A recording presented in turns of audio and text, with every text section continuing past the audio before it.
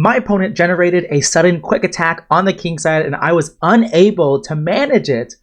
This is round 3 of the Baltimore Winter Action by DMV Chess, and in this third round, I'm playing against an expert with a rating of over 2100 USCF, and I'm going to try my best, but doesn't pan out the way I want it to. He plays e4, and I play the good old Caracon. In the advanced variation, I like to play c5, challenging the center right away. And one of the main ways to approach it is to take the pawn and try to actually keep the pawn. You know, I play e6, locking my light square bishop in, but opening up my dark square bishop to attack the pawn. He defends, I attack it more, but now he pins my knight to my king, so he's trying to maintain his extra pawn advantage. And if I'm too slow, he's going to consolidate his extra pawn advantage by pushing his queenside pawns potentially, or at the very least, locking my pieces down. So he plays bishop b5 to pin, and I develop my other knight. I'm just going to route this one to f5 to take one of his bishops. And a lot of times in this variation of the Caracon, it's like the Botvinnik-Carls, variation when I play c5 immediately after he advances to e5. Like a lot of times, like sometimes white can hold on to their pawn, but they lose both of their bishops, and black has compensation for it. So I really like playing against this variation because it's very easy for black to play, and your plans are simple. You're going to try to win back this pawn, and if not, you're going to play b6, and you're just going to have the bishops and try to get your rooks on the open file. Like, it's very simple. He plays bishop d4. I play queen a5 check. He plays knight c3, and now I play a6. So all this I've seen before. We trade, and he plays a3. This is kind of my first new move of the game. In other games, I've seen people go castles, allowing me to take on d4, and then play knight takes. So then if I take with a bishop, then they play knight b3, and I lose the bishop pair, and more importantly, this really good bishop. So if you did play knight takes, I have to play queen takes. And then let's say you play something like queen g4, the game continues from there.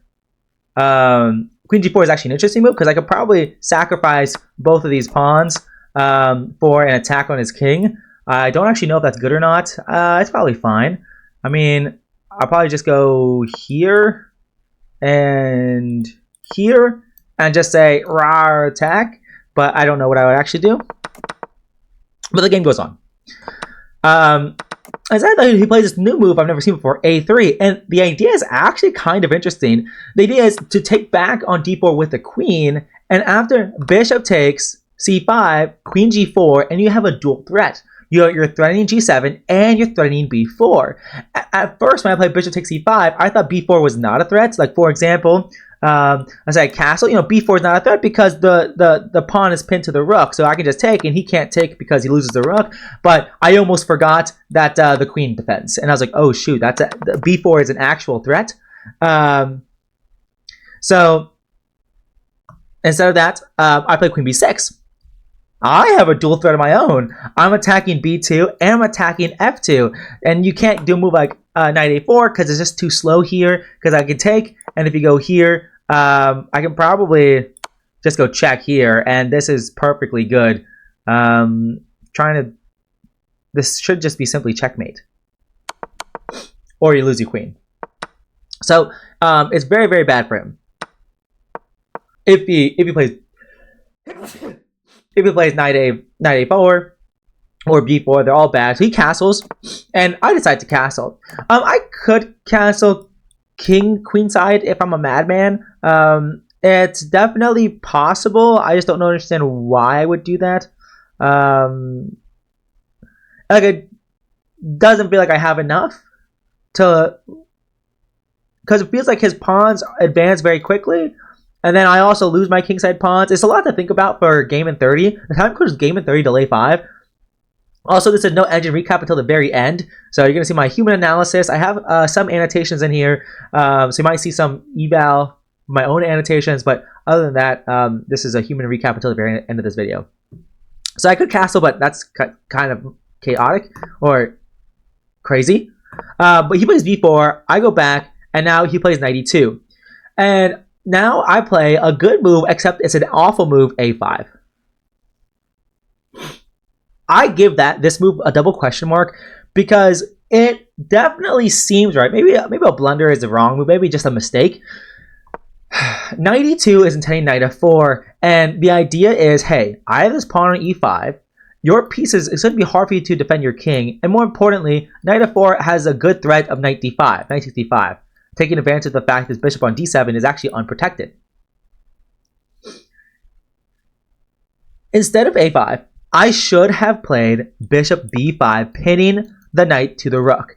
And if the rook gets out of the pin defending the knight, I'm simply going to take, and now I play a5. Same thing, and of course, if he takes, I'm very happy, and if he doesn't take and goes here, for example, well, bada boom, I've got my 2 rooks, and the piles are opening up. Actually, if you play c3, I can probably just take, and if he takes, then I take, and hello, there's this pin here. So that would be pretty good for me. So I should go bishop b5, but I just play a5 really quickly because it's very thematic to try to question the integrity of this pawn structure here. He plays knight f4, and I'm like, oh shoot. He said after the game that he wasn't actually 100% sure if knight h5 would be the best, but he said, he either has knight h5 or, let's say I take on b4, he also has knight takes d5, attacking my queen, attacking my bishop. If I take, he takes. This pawn is loose, and like, what do I actually do? Like, my bishop's undefended. If I take, he can go here, and yeah, I could take here, but at the very least, he's doing okay. I mean, this advanced pawn is actually kind of a little bit scary here. He'd probably take on b4 first, and then let's say after, I don't know, queen takes. That feels kind of dangerous. Although maybe it's better than bishop takes. You could take on d5, or you can play like rook here, for example, and then take here, and then this pawn is still hanging. Like, the different ideas here. It definitely, white has to be probably a bit more precise than what I'm doing right now. But point is, knight takes d5 is also a totally valid idea as well. But knight h5 was the only thing that really, really scared me here. And I actually spent a ton of time after knight f4. After knight f4, I spent 8 minutes. So after a5, knight f4, and on my next move, I spent 8 minutes on queen d8. So I had 22 minutes, and now I have 14 minutes. So I spent way too much time here. But I was really, really worried. I was trying to calculate all the different variations. I wasn't even really calculating knight takes d5. I was really thinking about like rook d8, for example. What if I play rook d8? Well, knight h5, then you need mate. Okay, I can play bishop f8, but then I can go check here, and then he actually has this really nasty move, knight g5. Knight g5 attacks f7, threatening a fork, and if I take his knight, it's actually just checkmate. It's like legitimately just checkmate out of nowhere. And let's say I go here, and what am I if I go back with the bishop? You can also just go here, queen h4 or queen h5, and if I go h6, firstly, it's not even a threat, but secondly, probably just takes and takes, probably. There's probably better ways to go about it. I'm not sure what the best way for him to do it is. But point is, it's so scary. And when you're in a game in 30, time control, like trying to figure this out, is very nasty. I was also thinking just like, okay, if I take the pawn immediately and he goes knight h5, I go g6, he goes check. If I go here, will I be able to survive? If I go here, I can go here, but then he goes g4. I'm like, what? And if I go here, I mean, similar thing. Like, let's say like I keep going full out. Like, I'm like, oh, I take a second pawn. I don't know. This looks really dangerous. Mate's unstoppable. Takes. I could stop it, but now knight g5, and he's threatening 2 different mates. Mates on h7, mates on f7. Like, this is just game over. So I'm like, okay, this cannot be good. And if I take immediately, I mean, same thing. Queen g5, queen h6. My dark squares around my king are just way too weak, and my light square bishop is just stupid. So that would be bad. So I really, really scared, and I ended up going queen d8 with the idea, if knight h5, now I am going to go g6, but after g6, he cannot go knight f6 because I have 2 attackers on it. So he won't be completely dominating my dark squares. And I wasn't sure like how the game would continue after this. I mean, like, he could play c3, or for example here, to stabilize his queenside pawn structure.